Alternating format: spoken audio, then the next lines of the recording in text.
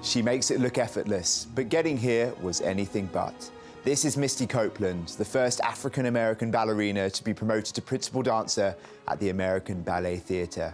She soared that night as the mythical Firebird on top of ballet's world stage, marking a prodigious rise for a dancer who spent years battling to break down barriers. And with Misty's rise, something remarkable is happening off stage. New, diverse crowds streaming into the ballet night after night. It's historical for me because I'm from a generation that was taught that our bodies weren't right for ballet, and she has just demolished all those stereotypes. I didn't really like ballet as much until I realized that African American girls can do it too, just like Misty. The American Ballet Theatre has taken Misty across the globe, but home is here in New York, where I had the chance to sit down with her ahead of the fall season.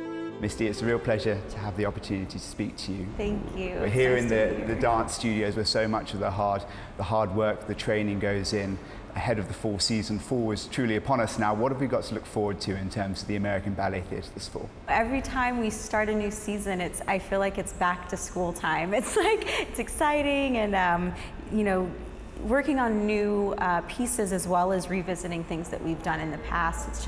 It's such a challenge technically and artistically to dive into roles you've done before and then to approach new things. So we have a new work by Jessica Lange, which is really incredible because there aren't very many female choreographers out there that are given opportunities in major ballet companies. So I'm excited to dance her ballet, her notes on the gala. In ballet, we're not only seeing diversification on stage, but also among the audiences that are coming to the Met night after night. Since being named as principal dancer, what's really struck you about the crowd you're seeing coming to the Met? It's incredible to be able to look out and see a diverse group of faces, and I've never experienced that in my 20-year history with classical ballet. It's emotional to witness it firsthand and to be hands-on with people that are affected by it or that say, that could have been my journey, but it's amazing that it can happen now for the next generation. I think that's probably one of the most common stories I get are from older African-American women that say, I trained as a dancer, I wanted to be a dancer, and I wish I had someone like you to look up to. What stands out to me reading your book is the line you use constantly, quote, "For the brown girls, the little brown girls," still a driving force for you? Yeah, there have been Black dancers that have made it to top companies, and having Desmond Richardson be the first African-American male dancer at American Ballet Theatre, and it's definitely set a standard, and then for me to be the first African-American ballerina, it's a different type of standard. And so for these young brown girls to be able to see me, I just feel like every performance, every time I'm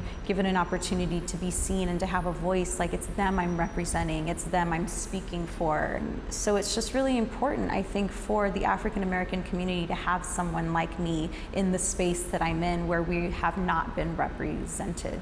And the ABT has a terrific program called Project Plie, which you're heavily involved with. You're a mentor to many of these young girls and boys. What's the one biggest piece of advice you can give to a child growing up in ballet who has aspirations to succeed? It's so difficult. No matter what color you are, no matter what your background is, it's a difficult field to be a part of. But I would say that, especially this day and age, anything is possible. And I think that I am clear proof of that you have to believe in yourself, just to stay focused and not compare yourself to other people. Speaking with those young girls and boys, do they tell you stories of prejudice, encounters they've had where racism has been involved in ballet? Yes. That still exists? To this day. I don't think that's something that's just going to go away overnight. At all.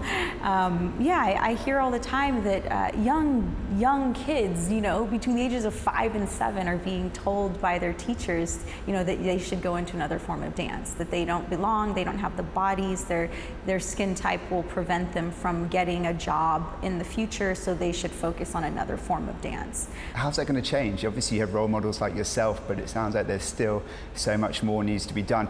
Something that Project Plie is doing is not just going out to these communities and teaching ballet classes. It's about educating the communities educating the parents, trying to get teachers that are more diverse in these places, in these spaces, so that they see representation through every single part of the classical ballet world.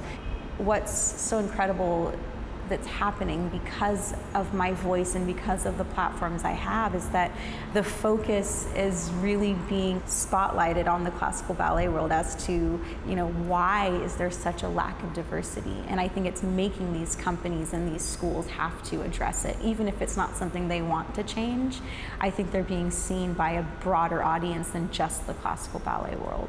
Misty's activism has transcended race. She's been an outspoken voice on body image in ballet, challenging the stereotype that dance is reserved for those with slender physiques, and championing the ideal that power and athleticism are paramount to landing those leaps.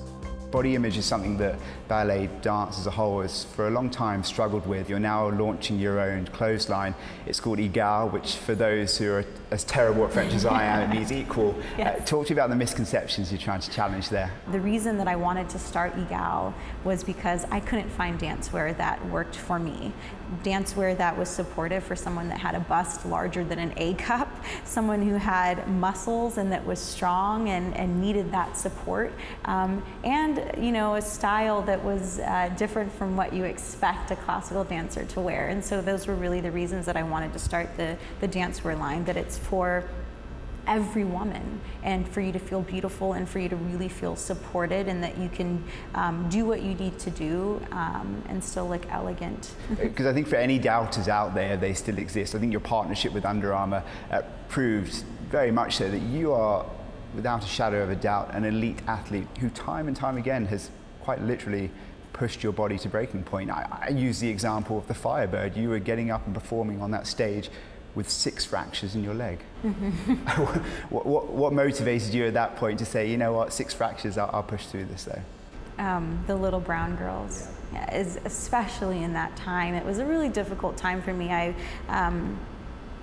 was going through a lot in terms of where I wanted my career to go and where realistically I thought it might be going. I had just started working with my manager, Gilda Squire, and we were kind of just on the verge of starting this push of having a really diverse audience come into the Met. And that season in particular, we really started to see a shift.